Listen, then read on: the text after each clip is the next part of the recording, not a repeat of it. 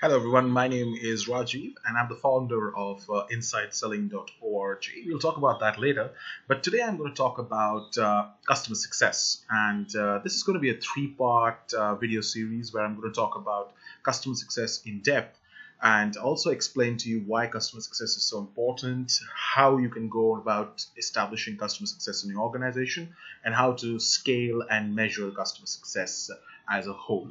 But today, in part one of this video, we're going to talk about the fundamentals of customer success. So let's just jump right into it. So let's talk about the most obvious question. What's the big deal about customer success? And that's a very good question to ask. But before we talk about that, let's just understand a few things. In a SaaS business, the average cost of getting a customer who will say, for example, pay you $1 a year is almost $1.18. That means it's going to take you around about 14 months to just recover the cost of that customer being acquired by you if he's a pure new business customer. Now think about it. To make just your money back from that transaction that you had with the customer and onboarded him, it'll take you around 14 months. I've put in links at the end of my video if you want to go and see where I've got my data from. So it'll give you a good idea what I'm talking about. Now, let's go on further. Now, if an existing customer is worked upon and you get him to give you $1 a year extra on top of what he's paying. So if he's already paying you $1 and he pays you another $1, so that's now he starts paying you $2, the cost of making that happen is just 24 cents. Even better, if you just want to keep that customer paying you $1 a year in, a year out, the cost is just 13 cents. That is basically the cost of renewing a customer. Now think about it. Acquiring a new customer, $1.18, getting $1 more from the same customer, 24 cents. And even if you don't expand him, just keeping him a customer is just 13 cents. Now, what do I mean these costs about keeping the customer? You've got support costs thrown in there. You've got overhead costs. Same with expanding a customer. You probably have an account executive or you have a customer success team that's going to work on him. So all those costs are taken into matter. So it's not just free keeping a customer if you truly want to keep your customers. There is still a cost incurred. But as you can see, clearly the cost of acquisition of a new customer is the highest. So what happens then? So from a business point of view, investing in your existing customers is the best option. And that's where customer success comes in. How does it fit in? Well, first of all, customer success has multiple functions depending on what kind of organization you're in. And of course, what kind of use case you have for customer success. So it's not uncommon for the same customer success team to be responsible for different KPIs throughout their journey, or to start off as X KPI and then move on to say a Y KPI. Let's just give you an example of some of the major functions that a customer success team would execute. The first, of course, is onboard and expand existing accounts to generate more revenue from what is classed as a land and expand strategy. So you might have heard this catchphrase a lot, land and expand. What does that basically mean? So land means doesn't matter if the customer is not going to pay you $1 million up front. Just get him as a customer, start working with him, and hopefully in a year, maybe 10 months, maybe quicker, you'll probably get $1 million out of him eventually. So that's the standard land and expand, and we'll talk about this because it is a customer success function. What else? One of the most important things is that if you're doing customer success right, even if you're not planning on reducing churn, churn will go down because as we'll discuss in future video, churn is actually not the reason of a customer leaving you. Churn is the final stage. There's a lot that's happened before a customer leaves you, and that's what customer success is responsible for, reducing the churn. What else? Of course, they're responsible for customer renewals like we just discussed, and of course, importantly, if you are a customer-centric organization where you want to make sure that you've got happy customers through and throughout, and let me stop here and make it absolutely clear. It is not the job of customer success just to make customers happy. So if you've got high churn, your company's accounts are not expanding, and your NPS is high, basically that's more customer service than it is customer success. If you don't know what NPS or the Net Promoter Score is, as I mentioned, there are links at the end of this video, and I'll be talking about that in a future video as well. But just to get an idea of NPS, you can basically go ahead and check out the link that I mentioned. So that's what customer success does. Sounds like a big deal because it really is.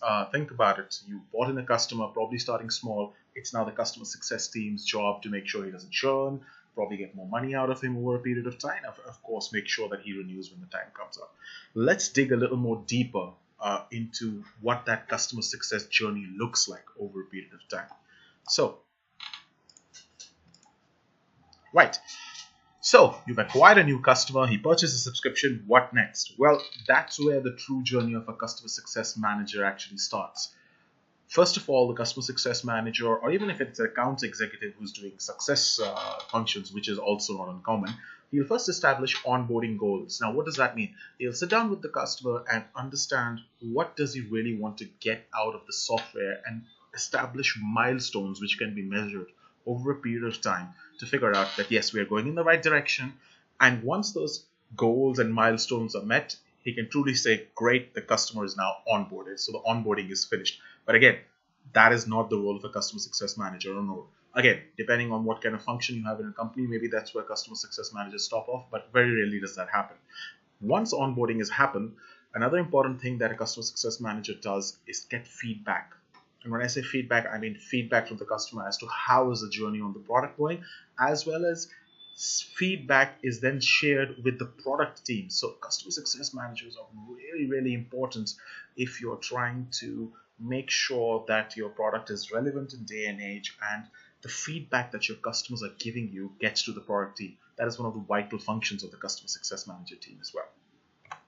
Of course, what happens then? Then you move into a stage called the nurturing stage. Now, this can be called different things in different organizations again. But what happens in the nurturing stage? In the nurturing stage, you onboarded the customer, you've gotten his feedback. What you basically try to make sure is that the customer's interest in the product doesn't wane, or basically he does not stop using the product altogether. Because the moment any of these indicators come up, it could basically mean that he's going to churn. And that's very important. If you remember, I mentioned the customer success manager has to make sure that churn doesn't happen, or make sure that churn is at minimal. You can't prevent churn in the SaaS business because sometimes the reasons for churn are completely out of your hands, but still, you can make sure by nurturing activities that your customers engage. And at the same time, during that nurturing phase, even if you're not engaging with the customer, as a customer success manager using different tools, you can make sure that the customer is, for example, adopting to the new features that you're offering, and even adopting to relevant features to make sure that the stickiness of the product basically remains there. So once the nurturing phase is finished, you can then actually go in for that net promoter score and ask him, hey, would you recommend us to a colleague or recommend us to someone? And that's how you get the net promoter score there. And in addition, of course, you can then discuss about perhaps getting a referral to another team, or perhaps talking about getting the customer to expand or his usage of the product and probably upgrade the same product. So here, the definition of upgrade and expansion is different, but it is a small difference. Basically, an upgrade would be the same team having more users added to it. An expansion would essentially be the same team introducing you to another team, and that team starting to use the product. So a slight difference between an upgrade and expansion, but an important difference, as we'll understand when we go along. And of course, the final stage is, if they're doing everything right, the customer will eventually renew. And that's the basic journey that a customer success manager can go through. Now, what is important to remember here is you may not have the opportunity as a customer success manager, or there could be different customer success managers for different roles. For example, you could have what are called solutions engineers, who will not be true customer success managers, but what they'll essentially do is make sure that the customer is effectively onboarded, etc., and then pass it back to an account executive once the onboarding is finished. And the account executive job will be to nurture it. So it'll be a conjunction of both, or you can have a customer success manager who basically does all this, which is pretty exciting if you get to do all that. So having said that, that would be the end of our video, or the first video today. And I'm sure you might want more. So there will be more videos coming up. And of course, if you want to follow us, we are available on our Twitter handle, which is @InsideSelling. We're also available on our website, which is insideselling.org. And yeah, if you're a kind of Facebook guy, you can find us on facebook.com/insideselling. So this is our first video. We are looking for feedback, good, bad, whatever you feel, any kind of feedback that you want to share with us. We're desperately trying to get some, so feel free to share that. And if you like what we've done, hit that like button. And yeah, if you really like us, go for the subscribe, and perhaps we'll be able to do something there as well for you. So thank you so much for listening, and stay tuned for part 2 of this video.